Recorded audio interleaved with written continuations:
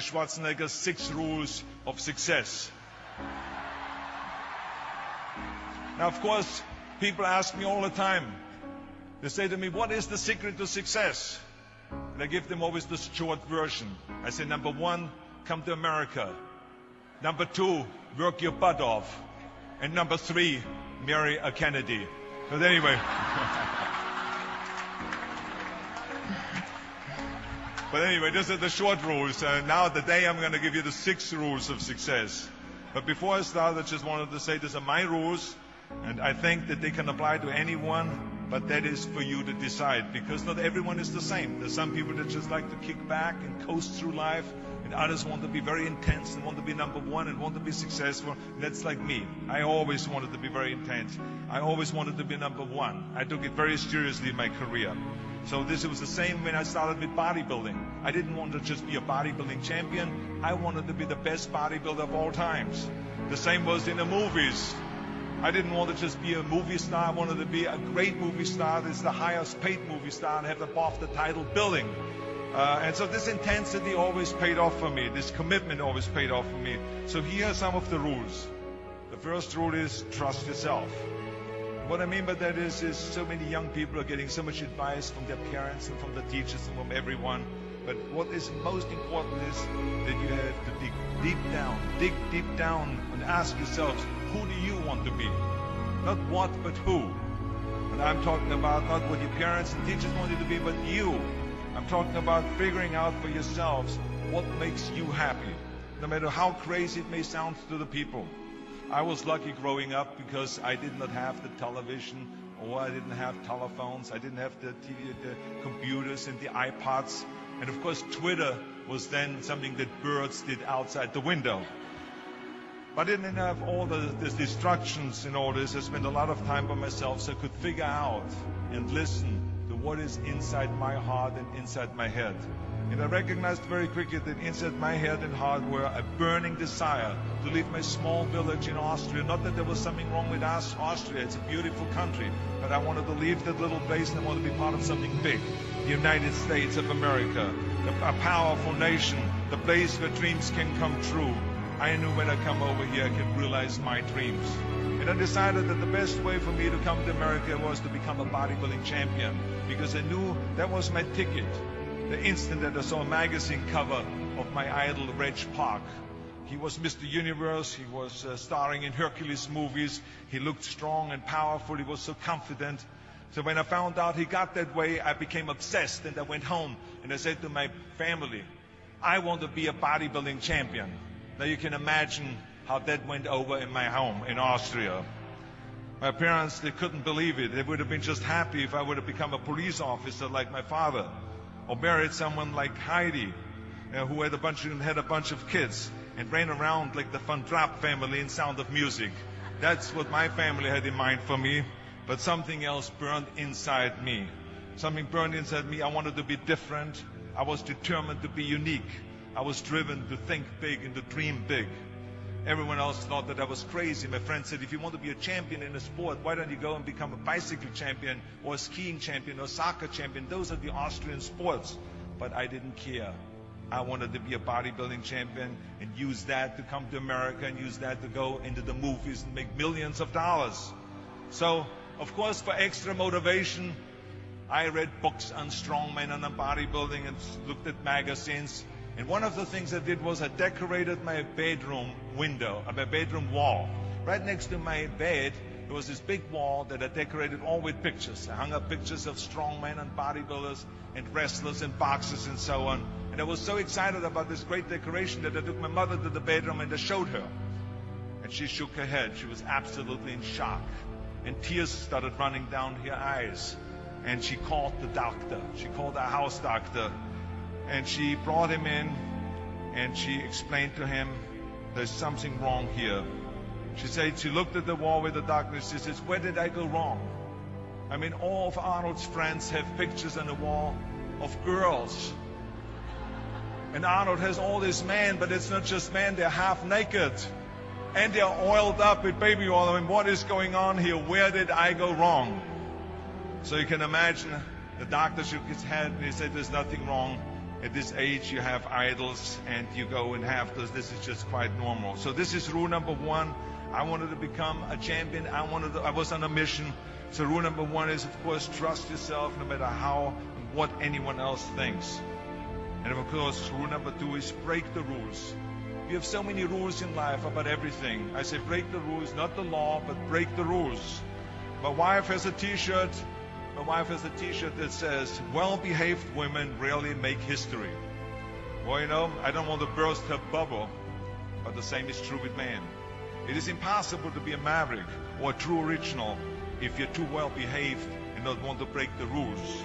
You have to think outside the box. That's what I believe. After all, what is the point of being on this earth if all you want to do is be liked by everyone and avoid trouble?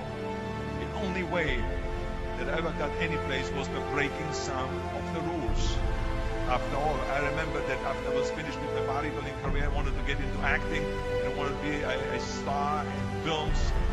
You can imagine what the agents said when I went to meet all those agents. Everyone had the same line that it can't be done. The rules are different here. Just look at your body. You have this huge, monstrous body, overly developed, that doesn't fit into the movies. You don't understand. This was 20 years ago, the Hercules movies. Now there's the little guys that are in. Dustin Hoffman, Woody Allen, Jack Nicholson, before he gained weight, of course, that is. But anyway, those are the guys that were in. And the agent also complained about my accent. He says, no one ever became a star with an accent like that, especially not with a German accent. And yes, I can imagine with your name, Arnold Schwarzenschnitzel or whatever the name is, on a billboard. Yeah, that's going to draw a lot of tickets and sell a lot of tickets. Yeah, right. So this is the kind of negative attitude they had, but I didn't listen to those rules. Even though they were very nice and they said, look, we can get you some bit parts. We can get you to be, playing a wrestler or a bouncer. Oh, maybe with your German accent, we can get you to be a Nazi officer in Hogan's Heroes or something like that. But, I didn't listen to all this. These were their rules, not my rules. I was convinced I could do it, that if I worked as hard as I did in bodybuilding, 5 hours a day, and I started getting to work, I started taking acting classes, took English classes, took speech classes, dialogue classes, accent removal classes I even took. I remember running around, a fine wine grows on a vine. You see, because Germans had difficulties with the F and the W and the V. So fine wine grows on a vine. I know what some of you now say is, I hope that Arnold got his money back. But let me tell you something. I had a good time doing those things and it really helped me. And finally, I broke through. I broke through and I started getting the first parts in TV, Streets of San Francisco. Lucille Ball hired me. I made Pumping Iron, Stay Hungry, and then I got the big break in Conan the Barbarian. And there the director said, if we wouldn't have Schwarzenegger, we would have to build one. Now think about that. And then when I did Terminator, I'll be back. Became one of the most famous lines in movie history, all because of my crazy accent. Now think about it, the things that the agent said will be totally a detriment and will be impossible for me to get a job, all of a sudden became an asset for me. All of those things, my accent, my body and everything. So it just shows you never listen that you can't do something. And you have to work your way up, of course, run for something else first. I mean, it was the same when I ran for governor. The same lines that you have to work your way up, it can't be done. And then, of course, I ran for governor, and the rest, of course, is history. They said you have to start with a small job as mayor, and then as assemblyman, and then as lieutenant governor, and then as governor. And they said, that's the way it works in a political career. I said, I'm not interested in a political career. I want to be a public servant. I want to fix California's problems and bring people together and bring the parties together. So, like I said, I decided to run. I didn't pay attention to the rules, and I made it, and the rest is history. Which, of course, brings me to rule number 3. Don't be afraid to fail. Anything I've ever attempted, I was always willing to fail. In the movie business, I remember that you pick scripts. Many times you think this is a winning script, but then, of course, you find out later when you do the movie that it didn't work, and the movie goes in the toilet.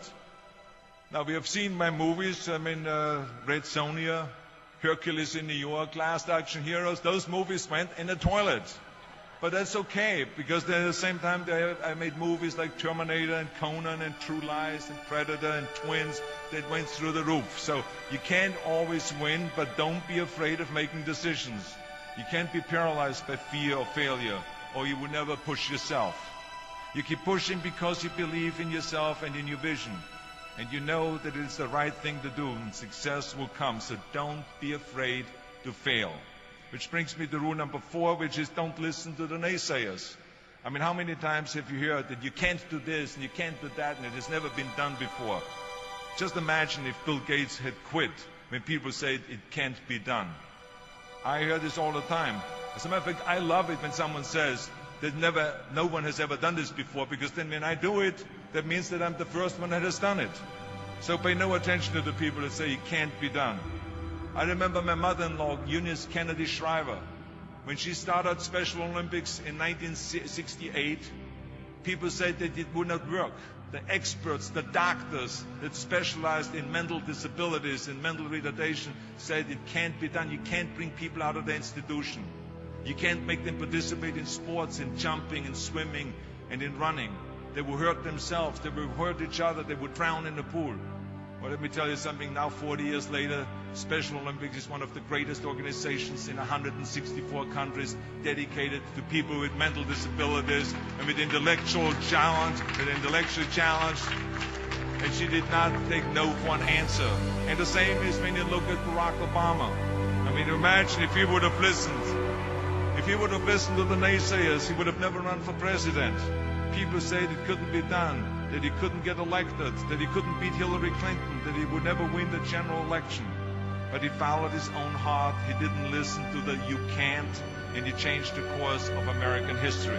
So over and over you see that if I would have listened to the naysayers, I would still be in the Austrian Alps yodeling. I would never have come to America. I would have never met my wonderful wife, Maria Shriver. I would have never had the wonderful 4 kids. I would have never done Terminator, and I wouldn't be standing here in front of you today as governor of the greatest state of the greatest country in the world. So I never listened that you can't. I always listened to myself and said, yes, you can. And that brings me to rule number 5, which is the most important rule of all. Work your butt off. You never want to fail because you didn't work hard enough. I never wanted to lose a competition or lose an election because I didn't work hard enough. I always believed leaving no stone unturned. Muhammad Ali, one of my great heroes, had a great line in the 70s when he was asked, how many sit-ups do you do?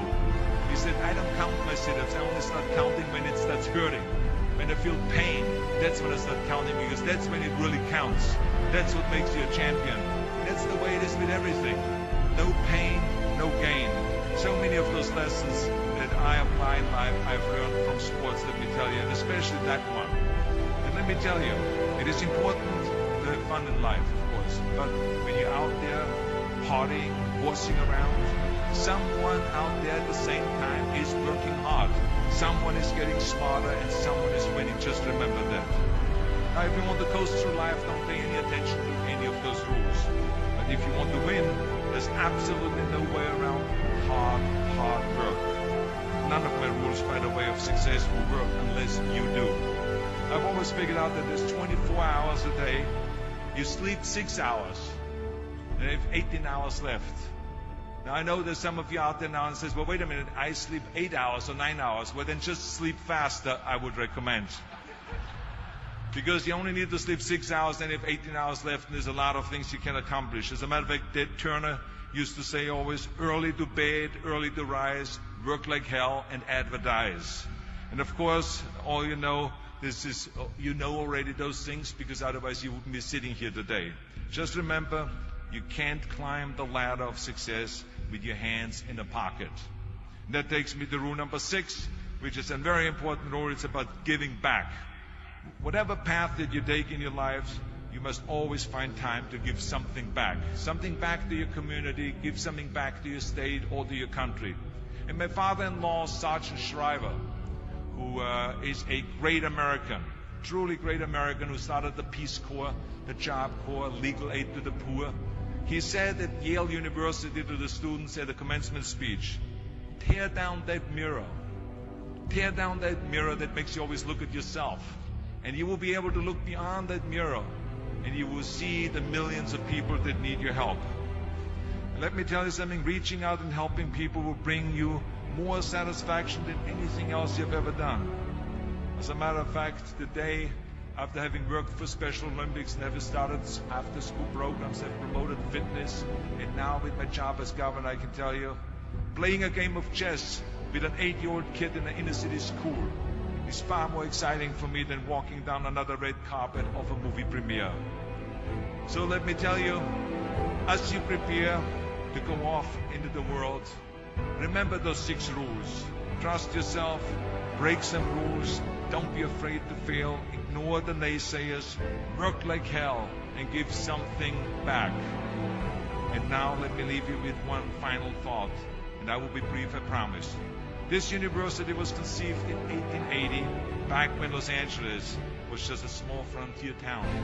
125 classes of Trojans have gone before you, have sat there exactly where you sit today, in times, good times, and in bad, times of war, in times of peace, times of great promise, in times of great uncertainty. Through it all, this great country, this great state, this great university have stood tall and resilient. We are in tough times now, and there's a lot of uncertainty in the world, but there's one thing certain: we'll be back. And we will be back. We will be back stronger and more prosperous than ever before, because that is what California and America has always done. Ancient Trojans were known for their fighting spirit, their refusal to give up, their ability to overcome great odds. So as you graduate today, never lose that optimism and that fighting spirit. Never lose the spirit of joy.